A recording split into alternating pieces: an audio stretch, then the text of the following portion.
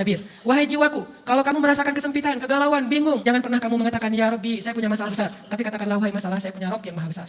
Assalamualaikum warahmatullahi wabarakatuh. Kembali lagi teman-teman di channel Islamiklopedia, menebar dakwah, meraih berkah.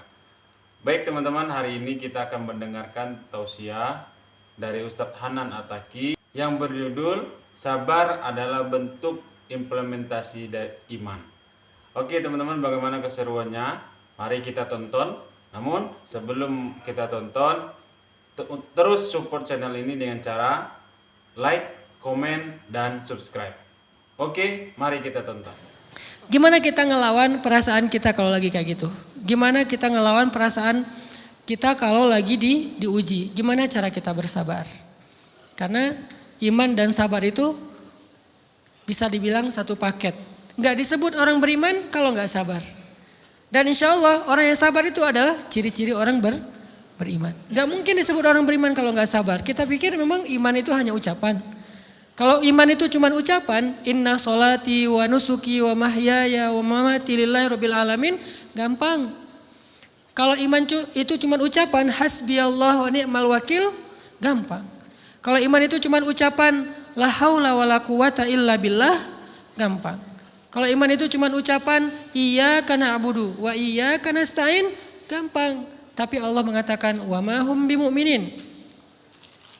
Ahasiban nasu ayyutraku ayyakulu amanna wa hum la yuftanun. Emangnya cukup dengan hanya mengatakan kami telah beriman lalu tidak diuji? Ternyata iman adalah sabar dalam ujian. Jadi nggak mungkin orang disebut beriman sementara dia tidak sabar, sementara dia emosional, sementara dia temperamen, sementara dia orangnya meledak-ledak, sementara dia orangnya mengeluh, sementara dia orangnya berputus asa. Nggak mungkin. Karena ulama mengatakan la tayasu, jangan berputus asa. Fa innal ya's laisa min akhlaqil muslim atau mu'min. Karena sesungguhnya keputusasaan bukan di antara akhlak orang yang beriman. Orang yang beriman itu tidak pernah berputus asa. Serumit apapun masalah kita, kalau kita punya yakin sama Allah bahwa Allah ala kulli syai'in qadir, maka kita pasti akan punya harapan. Kalau kita yakin bahwa Allahu Akbar, sebesar apapun masalah kita, Allah lebih besar daripada masalah kita, kan? Bukankah kita mendengar Allahu Akbar, Allahu Akbar. Ada gitu yang lebih besar daripada Allah? Harusnya kita tidak pernah berdoa kepada Allah sambil mengatakan, ya Allah, saya punya masalah besar. Itu sama aja dengan kita ngeledekin Allah. Sama aja kayak kita datang ke teman kita bilang gini, saya mau pinjam duit. Enggak akan banyak kok, saya tahu kamu kalau kebanyakan kamu enggak akan sanggup. Kan enggak mungkin kita ngomong gitu kan ya. Saya lagi banyak hutang nih. Saya mau minta tolong sama kamu. Insya Allah saya enggak akan minta seutuhnya. Saya tahu kamu juga kurang duitnya. Saya minta dikit-dikit aja lah. Kan enggak gitu kan cara kita minta tolong. Sama aja kita doa, ya Allah saya punya masalah besar. Ngomong ke Allah punya masalah besar. Kalau kita ngomong ke manusia kayak gitu wajar. Tapi ke Allah, ya Allah saya punya masalah kecil nih. Apa? Ada hutang sedikit, berapa? 100 M. Allah kan ghaniyun, maha kaya. Jadi jangan pernah mengatakan 100 M itu besar di hadapan Allah. Kita ngeremehin Allah banget. Bukankah Allah maha kaya? Jangan pernah mengatakan bahwa musibah kita, ditinggalkan orang yang kita cintai, dibully seluruh dunia, itu besar di hadapan Allah. Bukankah Allah cukup buat kamu, kata kamu?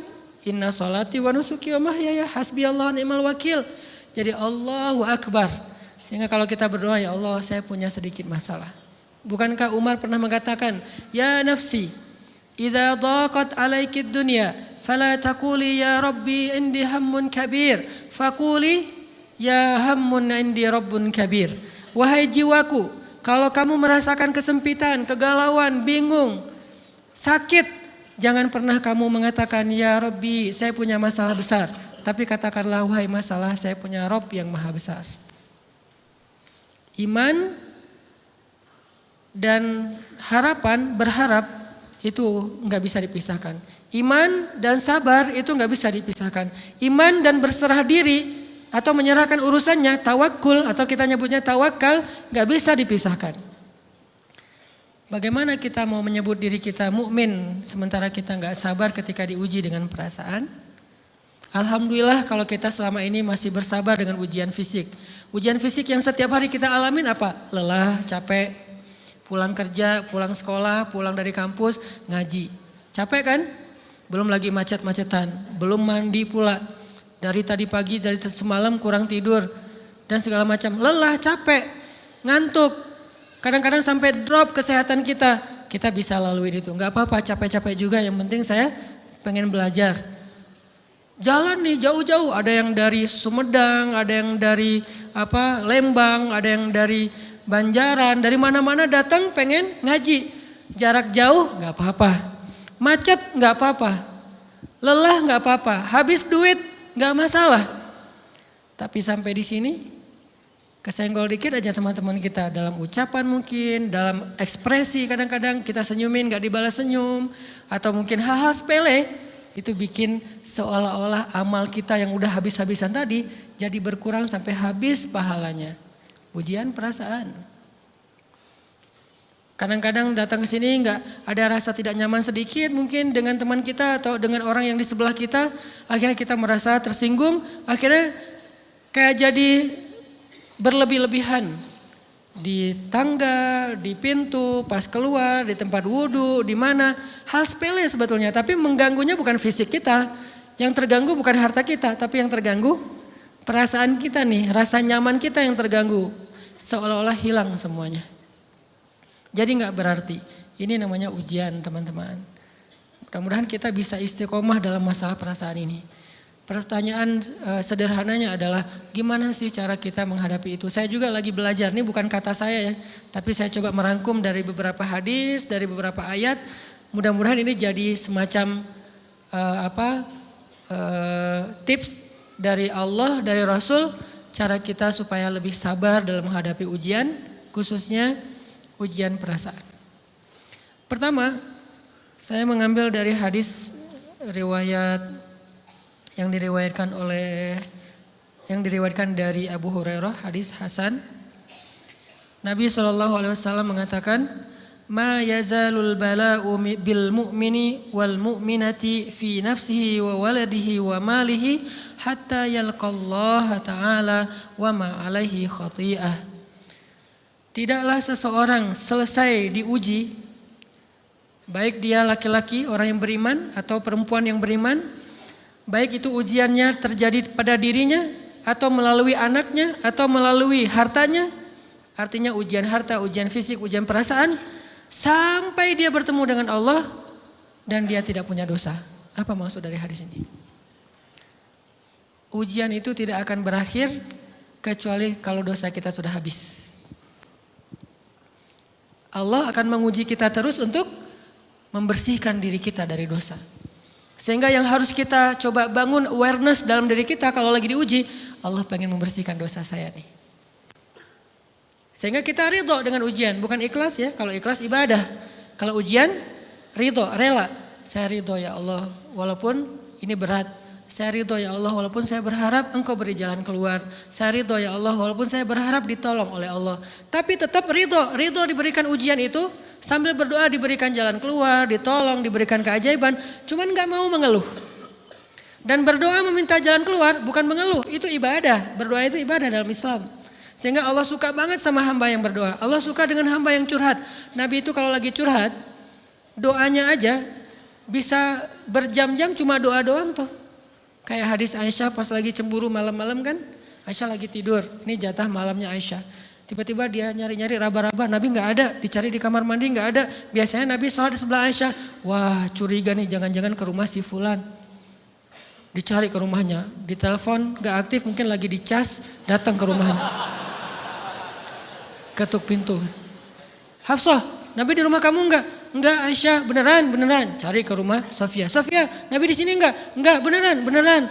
Cari ke rumah Maria. Maria di sini enggak Nabi? Enggak. Kemana ya Nabi? Rumah istri-istri yang lain gak ada. Pas balik ke rumahnya ngelewat masjid. Ngelihat Nabi lagi sujud di Masjid Nabawi di mihrab. Dan Aisyah mendengar Nabi menangis sambil berdoa. Dan sujudnya itu seperti membaca 1 juz Al-Quran. Dan itu isinya doa nangis. Robbi, Robbi, Robbi, Robbi. Jadi kalau kita katakan nggak usah banyak berdoa sama Allah, malu. Justru Allah suka kepada hamba yang berdoa. Justru sebaliknya, kalau kita jarang berdoa atau enggan berdoa, buat Allah itu orang sombong. Allah nggak suka hamba kayak gitu. Kamu nggak butuh saya, sama kayak kita lagi ada masalah, punya teman yang punya kelebihan harta, terus kita kayak bingung gitu nyari kesana kemari pinjaman, dia nggak dikasih tahu. Pas dia tahu dari orang lain, dia ngomong apa? Kamu nggak nganggap saya ya? Emangnya saya bukan teman kamu? Kok kamu punya masalah keuangan tapi saya nggak dikasih tahu, malah saya tahunya dari orang lain? Tersinggung kan? Kalau teman kita aja tersinggung, apalagi Allah. Kamu punya masalah kok nggak ngomong ke saya, wahai hambaku? Bukan berarti Allah nggak tahu, Allah tahu, cuman Allah berhak, bukan ingin ya, berhak untuk dilibatkan. Allah berhak untuk dicurhatin. Allah berhak untuk dijadikan tempat kita untuk habis-habisan menangis dan melampiaskan masalah kita kepada Allah dalam bentuk curhat-curhat dan doa. Sehingga kalau kita berdoa, ya Rabbi, Allah langsung inni qarib, mendekat Allah kepada kita. Baik teman-teman, kita udah mendengarkan tausiah yang begitu luar biasa dari Ustadz Hanan Attaqi. Kesimpulan yang bisa kita ambil dari ceramah tadi adalah bahwa sabar itu bentuk perjuangan dari keimanan yang kita miliki. Semakin beriman kita, maka akan semakin sabar kita menghadapi segala ujian dan rintangan di kehidupan ini. Semakin bersabar kita, berarti kita semakin menjadi orang yang beriman. Iman dan sabar adalah satu paket yang tidak bisa dipisahkan. Kalau kita disebut orang beriman, maka kita bersabar. Kalau kita ingin bersabar, maka kita akan menjadi orang yang beriman. Terima kasih teman-teman yang sudah menonton. Wassalamualaikum warahmatullahi wabarakatuh.